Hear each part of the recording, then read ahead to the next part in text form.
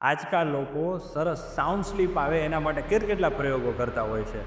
નાભીમાં ટીપા નાખશે, નાકમાં ટીપા નાખશે, પગે ગાયનું ઘી ઘસાવશે, માથામાં ચંપી કરશે, કેટલાય લોકો સૂતા પહેલાં અલગ અલગ પ્રકારના પ્રાણાયામ કરશે.